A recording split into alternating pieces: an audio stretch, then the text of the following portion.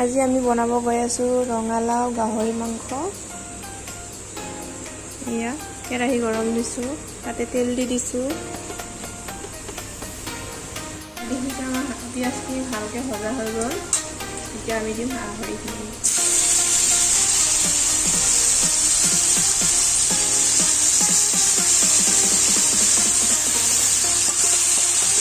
গাহৰিখিনি আমি ভালকৈ ভাজি লওঁ আগত। ভালকৈ ভাজি ল'লোঁ অলপমান টানকৈ। তাৰপিছত এতিয়া আদা ৰহুন জলকীয়া একেলগে পেষ্ট কৰিছিলোঁ, এইখিনি গোটেইখিনি আমি দি দিম। আৰু এতিয়া গোটেইখিনি আদা ৰচুনৰ গোন্ধ নোযোৱালৈকে ভাজিম।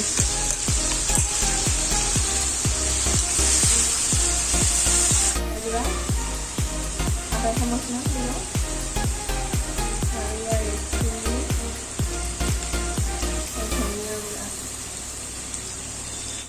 আমি এতিয়া ভালকৈ ভাজি ল'ম মছলাখিনি দিয়াৰ পিছত।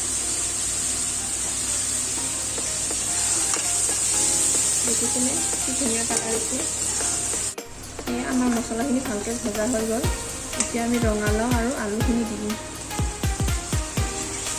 এতিয়া ভালকৈ ভাজিম অলপমান টাইম, তাৰপিছত পানী দিম। এয়া দেখিলে আমি মাংসখিনি ৰঙালাও দিয়াৰ পিছত ভালকৈ ভাজি ল'লোঁ অলপমান টাইম। এতিয়া আমি পানী দিম।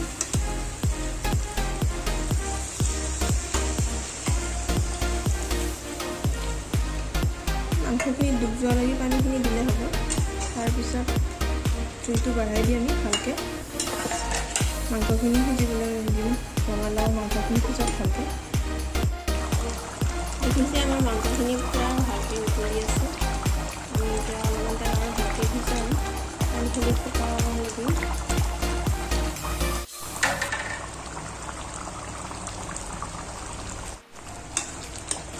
আমাৰ ৰঙালাও পৰা সিজি গলগলীয়া হৈ গৈছে, খাই গৈছে। আৰু এনে দুটামান আলু ভৰাই দিম।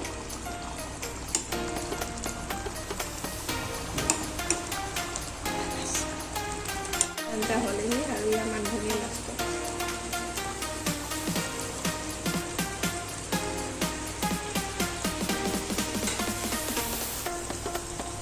এয়াই আছিল আমাৰ আজি ৰঙালাও গাহৰি মাংসৰ ৰেচিপি। গাহৰি মাংস আৰু বইল দালি, এয়া ভাত। যদি ভিডিঅ'টো চাই ভাল লাগে like comment share and subscribe কৰি দিব। আৰু অতি সোনকালে লগ পাই আছোঁ আন এটা ভিডিঅ' লৈ কিনে।